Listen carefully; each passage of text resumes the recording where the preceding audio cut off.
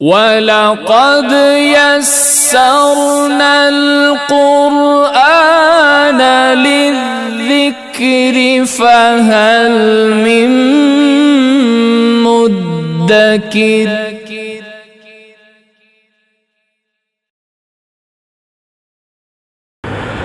اعوذ باللہ من الشیطان الرجیم بسم اللہ الرحمن الرحیم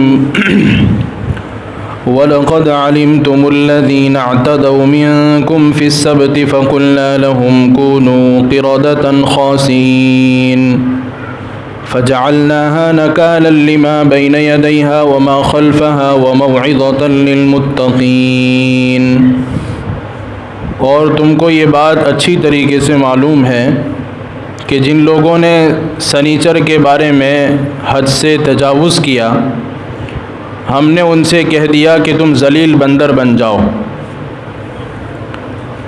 اور اس واقعے کو ہم نے اس وقت موجود لوگوں کے لیے اور بعد میں آنے والوں کے لیے عبرت کا نشان بنا دیا اور اللہ سے ڈرنے والوں کے لیے نصیحت بنا دیا۔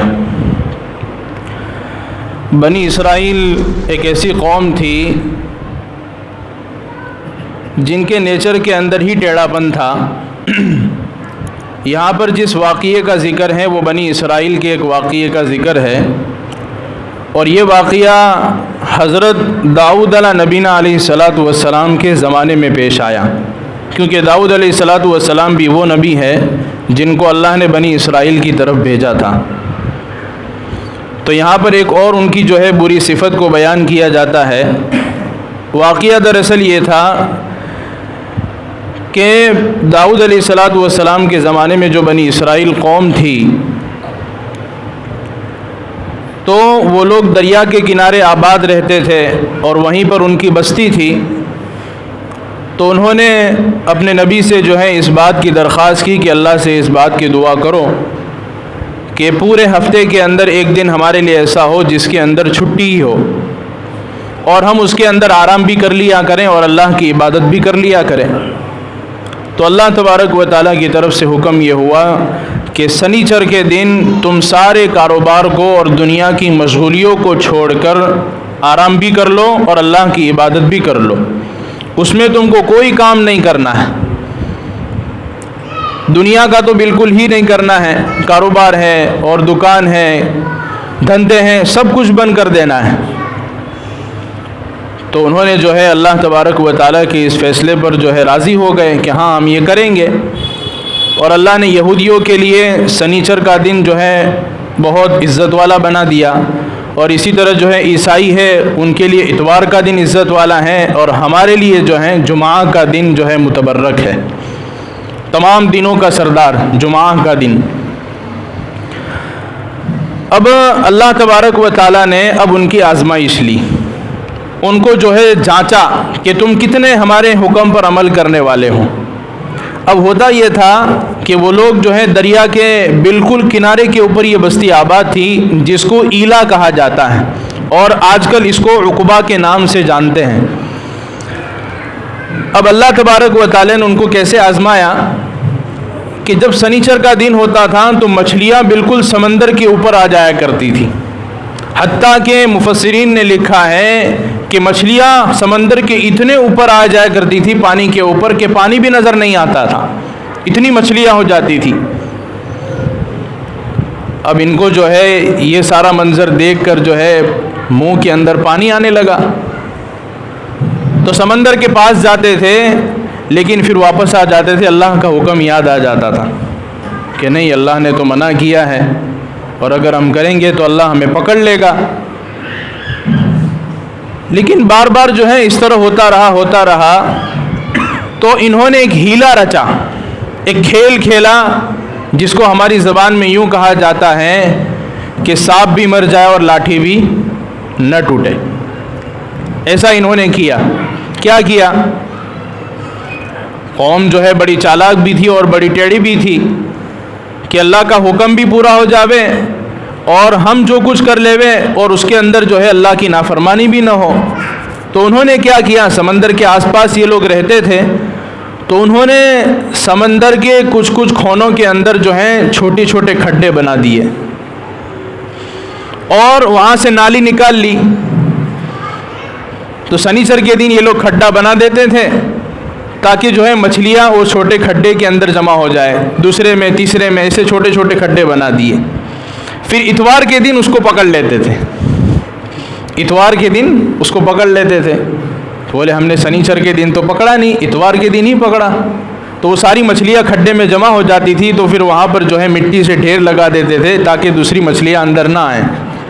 ایک تو مفسرین نے اس کی یہ تشریح کی ہے, اور دوسرا جو ہے یہ بھی واقعہ نقل کیا ہے کہ وہ لوگ جو ہے کھڈا بنانے کے بجائے سنیچر کے اندر جو ہے سنیچر کو سمندر کے اندر جال ڈال دیتے تھے تاکہ اس کے اندر مچھلیاں پھنس جائیں, اور اتوار کے دن اس کو نکال لیا کرتے تھے. اب یہ ایسا معاملہ تھا کہ سیدھی جو ہے اللہ کی نافرمانی ہو رہی تھی. ظاہر سی بات ہے کہ سنیچر کے دن جال ڈالو یا سنیچر کے دن کھڈا کر کے جو ہے تم کچھ بھی کرو, پکڑا تو تم نے سنیچر کو ہی. اب اس کے اندر کچھ لوگ ایسے تھے, انہوں نے منع کیا کہ یہ اللہ کی سراسر نافرمانی ہو رہی ہے, اللہ کے حکم کو تم توڑ رہے ہو. جب اللہ نے منع کر دیا کہ سنیچر کے دن مچھلی کو نہیں پکڑنا ہے تو تم کیوں پکڑتے ہو؟ ایسا مت کرو. ایک تو یہ تھے, اور دوسری جماعت ایسی تھی جو ان کو کچھ کہتی بھی نہیں تھی اور خود اس عمل کے اندر شریک بھی نہیں ہوتی تھی کہ ہم ان کو کچھ کہتے بھی نہیں ہیں اور ہم اللہ کے حکم کو توڑتے بھی نہیں ہیں. اب اللہ تبارک و تعالیٰ کا کرنا ایسا ہوا کہ اللہ تبارک و تعالیٰ نے ان کے اوپر جو ہے عذاب کو نازل کر دیا. کیا عذاب نازل فرمایا؟ اور یہ جو دو قومیں تھیں, جو ایک تو منع کرتے تھے بھئی ایسا مت کرو اور اس کے اندر شریک بھی نہیں ہوتے تھے, اور دوسرے جو لوگ تھے وہ منع بھی نہیں کرتے تھے اور شریک بھی نہیں ہوتے تھے, ان کے جو ہے اس عمل سے باز آ گئے کہ یار یہ سمجھا کہ ہم تھک گئے, لیکن یہ لوگ ماننے کے لیے تیار نہیں ہیں. تو انہوں نے کیا کر دیا؟ دیوار کھڑی کر دی بیچ میں. کیا کھڑی کر دی؟ دیوار بیچ میں کھڑی کر دی, یعنی دو بستیاں بن گئی, ایک نیک لوگوں کی بستی اور اس طرف جو ہے یہ شرارت کرنے والے, اور بیچ میں جو ہے راستہ آنے جانے کے لیے بنا دیا گیا. اب یہ لوگ ایک رات جو ہے سو گئے تھے, اور اچانک ایسا ہوا کہ جب صبح میں یہ لوگ اٹھے تو پوری جو ہے اس طرف کی بستی بالکل خاموش تھی, کسی کا آواز نہیں آ رہا ہے. تو یہ نیک لوگ جو تھے وہ سوچنے لگے کیا بات ہے, آج صبح کسی چیز کی آواز نہیں آ رہی ہے, ورنہ ان لوگوں کی آوازیں آتی تھی. تو یہ لوگ جو ہے ان کے مکانوں کی طرف دیکھنے کے لیے گئے تو مکان سارے کے سارے بند اور باہر بھی کوئی نظر نہیں آ رہا ہے.